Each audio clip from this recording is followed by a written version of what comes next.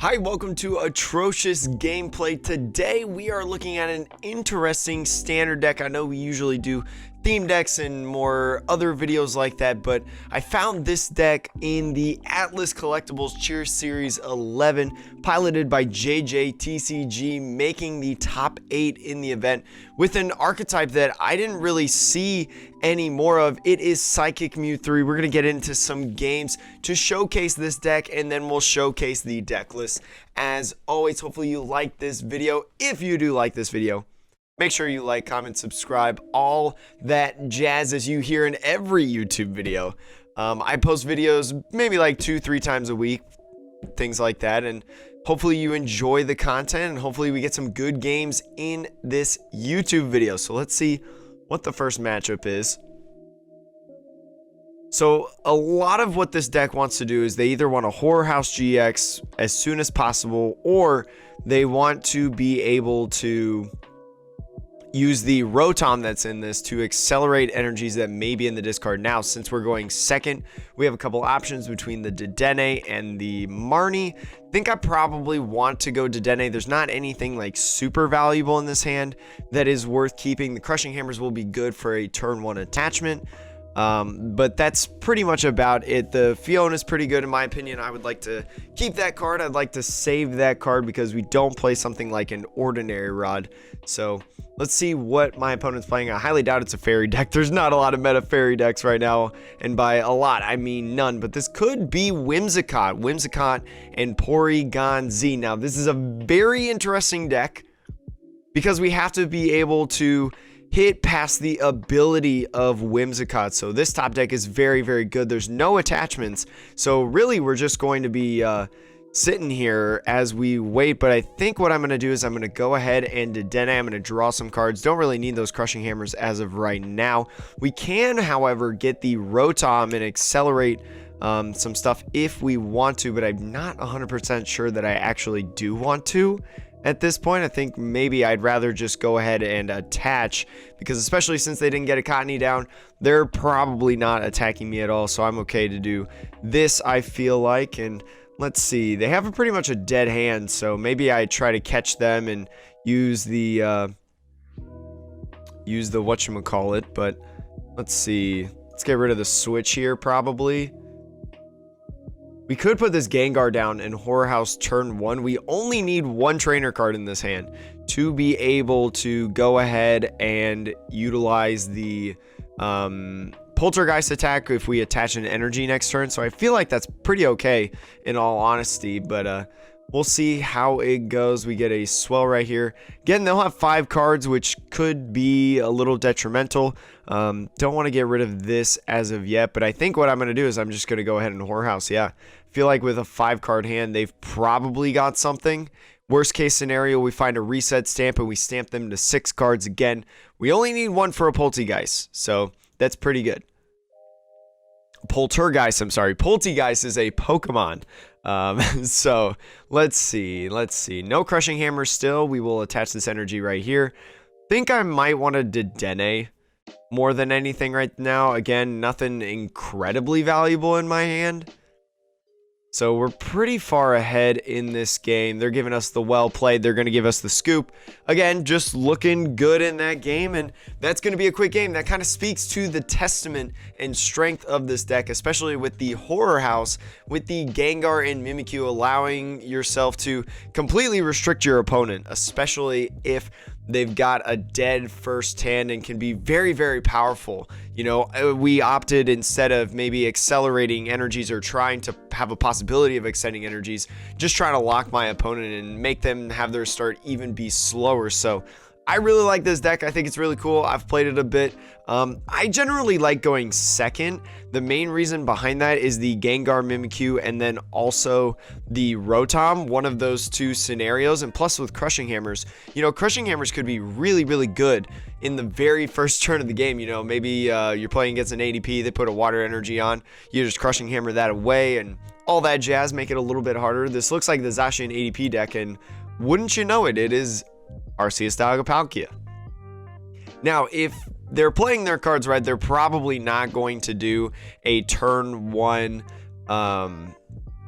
water energy attachment, that would just seem silly to me, because you know that, I mean, they could, I guess they will. All right, never mind. I was gonna say, I think personally you should use a metal energy because you have a card like Metal Saucer. So especially since a lot of people in the last several weeks of Vivid Voltage have been running Crushing Hammers, you gotta think that a lot of decks that you play against are going to be playing 4 of that card. So very interesting choice. I'm sure my opponent has got some game plan going on. I don't know.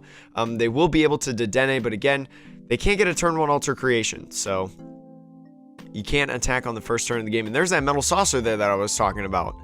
So interesting choice, but 1 Metal Saucer gone is pretty good for us. We want to have them have not as many opportunities to Metal Saucer as possible. It is just out of reach though.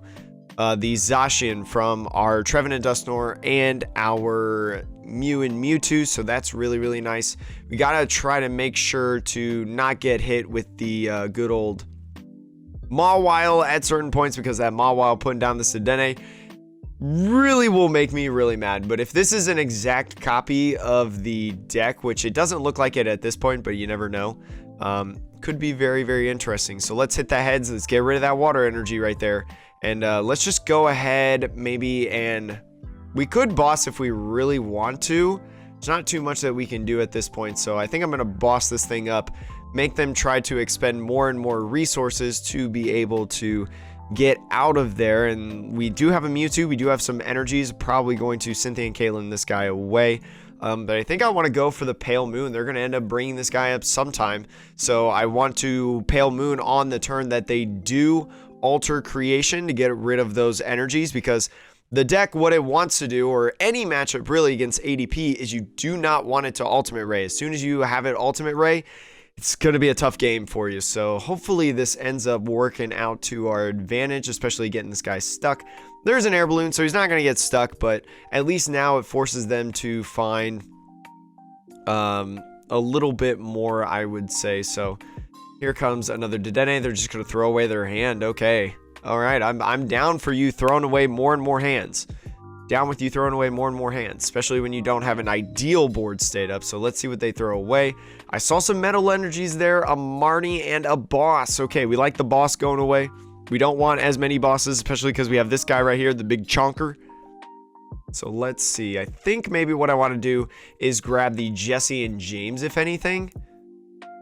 But it looks like they're not getting an attachment as of right now. They haven't used a supporter yet. So hopefully this supporter is just non-existent. That would be an ideal situation. But Jesse and James is a really interesting card in this deck, especially when you talk about the Night Watch. Night Watch in combination with Jesse and James can take away 4 cards in a single turn. So if your hand's opponent's very, very small, could work out in your favor. There's a Jirachi right there.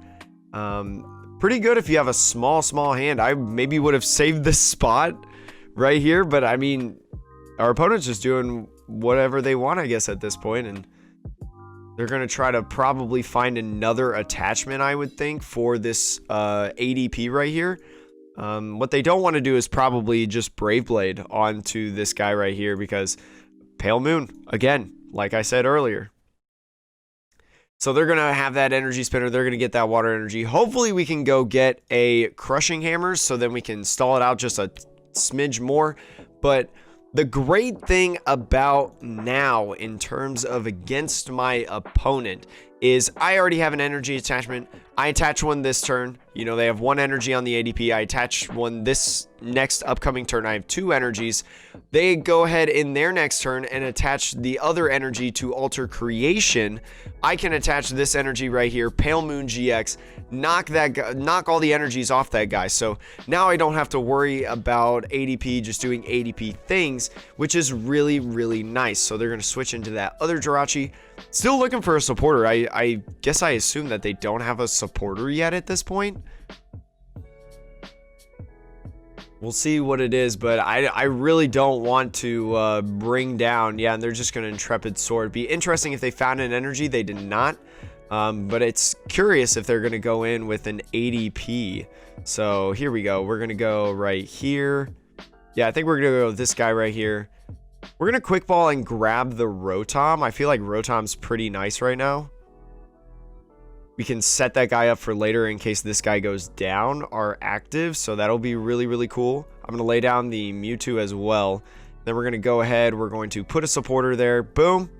And I think what I want to do is I want to grab Boss. That way I can do like attach and then be able to get some stuff going. They've got a 5-card hand. I don't see exactly what I would do. I don't think Crobat is really going to do much for me this turn, to be honest.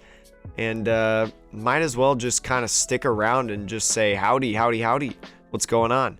The good news is if they do a Brave Blade this turn, they do happen to get the Brave Blade off on this guy, I can Pale Moon, and they've lost 2 Metal Saucers already. They would have to absolutely hit the bee's knees to be able to just take the KO right here. And if they do that, I kind of say congratulations to them. But it's going to be looking pretty good for us. Even if we don't take the knockout with the Pale Moon, they have a way to get energy or get this guy out of the active to avoid the Pale Moon. We'll be so nicely ahead because we'll have gotten rid of so many energies that it ends up working out. And there's that air balloon right there, which is kind of what they're looking for, especially with the Pale Moon. But again, I think Pale Moon is just super strong in this position, mostly because of the effect in the discarding the energies. That'll be 3 energies from the board, and they'll have 4 or 5 energies in the discard if they do. And we'll see. It looks like they might be grabbing another Dedenne right here, or Jirachi, I see. So got rid of the research in their hand. That is very interesting in my personal opinion. Oh, there's another research. They had 2 in their hand, so they're drawing pretty aggressively without the opportunity of alter creation, and it looks like they're really going to commit to this.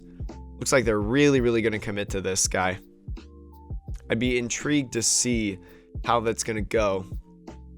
I would assume they have another like switch or scoop up net going on. They've got 2 and 1 right there.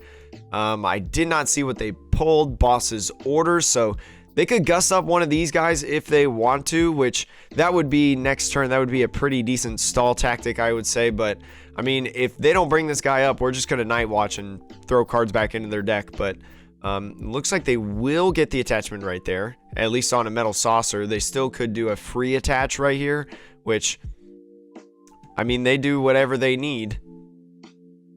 But I really just want this guy to stay right here. No way to switch. It'd be awesome if they whiffed a switch. They have potentially 5 outs. They have potentially 5 outs, and it looks like they're just going to go into an Intrepid Sword. That is awesome.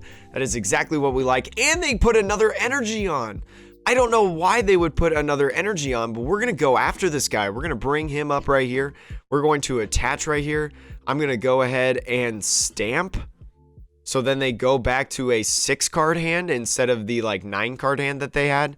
And I'll go ahead and Crobat just for the fact of drawing some cards. Maybe we actually go in and we use this Dedenne to just draw super aggressively at this point. I think that's what we got to do. But let's just go in and go, Johnny, go. And this is looking pretty nice. No energy attachment for next turn, though. That's the only big issue, but we do have some draw supporters right here. But we'll just go ahead, as I mentioned earlier, Pale Moon, get rid of all of those energies. They're down 3 Metal Saucers, so they have legitimately no way to hit us next turn. So very, very interesting. I feel like my opponent didn't play that ideally, but that's okay. That's okay. So we'll be free to night watch now going into this segment of the game, and especially with an abusive card like Marnie in this deck, Night Watch is going to be so powerful for us. Sadly, though, we got rid of some Marnies earlier in the game. I think that kind of paid off a little bit just based on what my opponent was doing, but it'll work out for us, I feel like, in the end. Let's see how many energies we have in the discard. 2, 3. So we have 2 horror energies left in the deck, and then we play 7 psychic energies. So we have 3 left in the deck as well. So there could be a chance that we end up whiffing it, but again, I feel like we're just so far ahead in the game that I don't know. I don't know, but I've seen crazy things happen in the Pokemon trading card game. You never know. You might as well always stick it out until the end, unless you're about to lose in the next turn and you have no way to get out of that checkmate scenario. So we'll see what my opponent starts to do. hopefully we get a little bit of a longer game for the Porygon, but I'm actually really happy that this game has led off in this way, because the first game we were able to showcase the Gengar and Mimikyu with a nice attack of Horror House GX. But now in this game, we get to showcase another one in Pale Moon GX, which is so sweet in my personal opinion. So we'll see how this goes. There's the Stellar Wish. Again, probably not going to leave a Zacian in the active, I would think. Oh, they could go a Marnie. I mean, I'm pretty okay with Marnie. That puts you in a 4-card hand, but also that does some things, because then I probably won't be able to Marnie because I've already lost 2 of them. But they're going for the multiple Stellar Wishes. 2 and 2 down. They've got 4 outs left to switching and whatnot. But again, I would just leave this guy in the active if I were them, and I would just sit around and build this up. But they got to be careful about thinning their deck a little bit.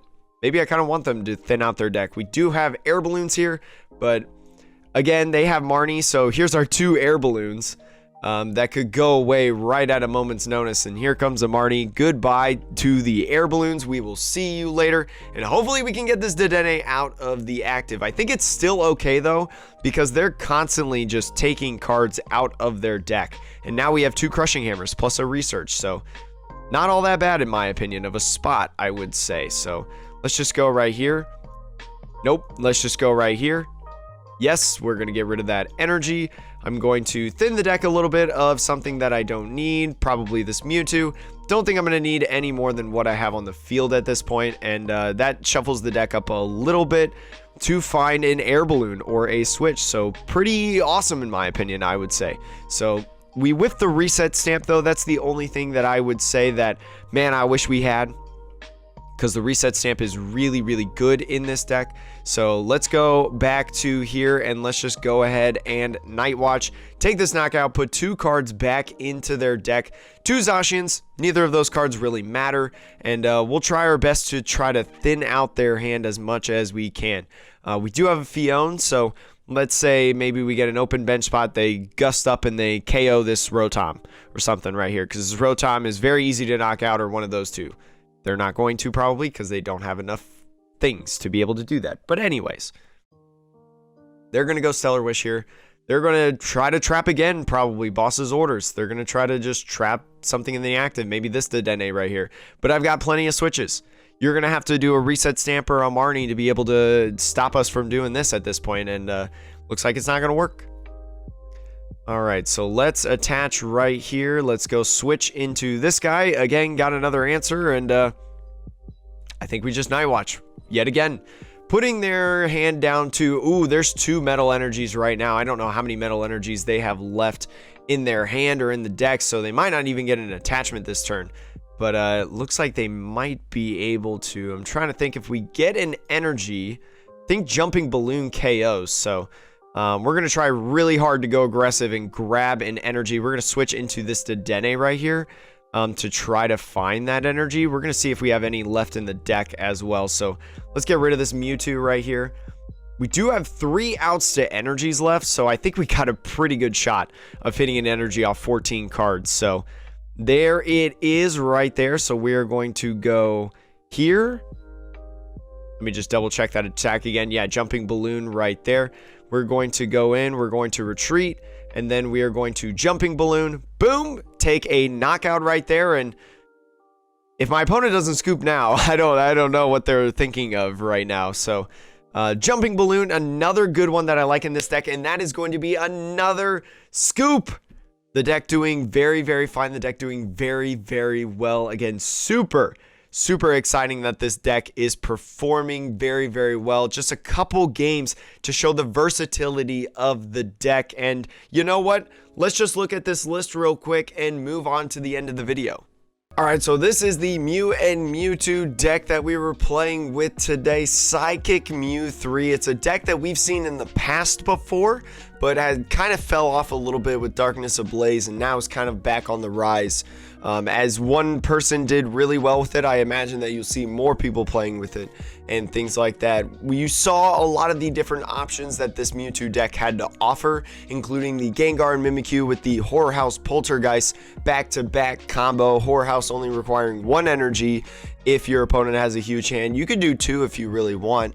And then Poltergeist, 50 damage for each trainer card that you find there. I feel like a lot of people are playing trainer cards right now. It's a lot of decks most of the time, so it's pretty easy to catch your opponent if they don't see it coming, or maybe that type of deal where you could get like 4 or 5 trainer cards in their hand at one point. You also have the Trevenant and Dusknoir with the Pale Moon GX. Pale Moon, a very cool move that you probably want to do if you either like stamp them to low, or you know they're almost out of resources in terms of switching. We only showed off the first effect. We saw both of the effects of Pale Moon GX, discarding the energies, and then if the defending Pokemon had stayed there, so if that Zacian had stayed there by the end of the turn and not retreated, that Zacian would have been knocked out, and we would have taken 2 free prizes at the end of their turn. So Pale Moon GX, very cool. You definitely want to do that and catch them off guard with that. But Night Watch as well is also a very cool move and gives you kind of a control-y aspect to this deck with the cards like Reset Stamp in here, and then Jesse and James. You know, with Jesse and James and then Trevenant and Dusknoir, you can put your opponent's 4-card hand down to 0 at the beginning of their turn. Perfect for if they had done like a Marty last turn and they used like a card or something like that, or whatever. So very interesting of a deck. There's also a lot of other different options. We didn't showcase the Naganadel in this game, but Venom Shot is a very easy way to just knock out Dedennes. You need 2 prizes left, boom, hit that Dedenne over there. You know, Jumping Balloon, we did see a little bit of that at the very end, but this is generally used in ADP Zacian matchups because ADP Zacian will not only play them, but they'll also probably play 2 Dedenne, so that's 180 damage alone right there. And the best part about this is, if you want to use Jumping Balloon, you can just boss up something like a Crobat, because a lot of ADP-Z decks are playing Crobat right now. You can boss up a Crobat, boom, hit them for 180 damage, and you don't affect your math for the rest of the game. So that provides to the versatility of this deck. And then Cosmic Burn, great move, knocks out a Zacian. You can use Cosmic Burn if you like somehow pull a switch card and then have something stuck to an air balloon to be able to retreat. That is totally a possibility. That's kind of how you loop this attack every single turn. But it's obviously very prevalent because you're going to want to hit a Zacian for a 1-hit KO before they whack you 1,000 times to KO you and take 4 prizes. If you're wondering why it's suddenly light in my room right now, I wanted to see how far JJTCG could go in the Chill Series 11 before, you know, I made this deck profile on this. I knew I wanted to make it, and so during the time I was practicing games and stuff like that, but it got really late and I had to go to sleep, so I needed to do it in the morning. But shout outs again to JJTCG for the top 4 finish in the Atlas Collectibles Chill Series 11. Very good in my personal opinion. Beating 169 players, nice.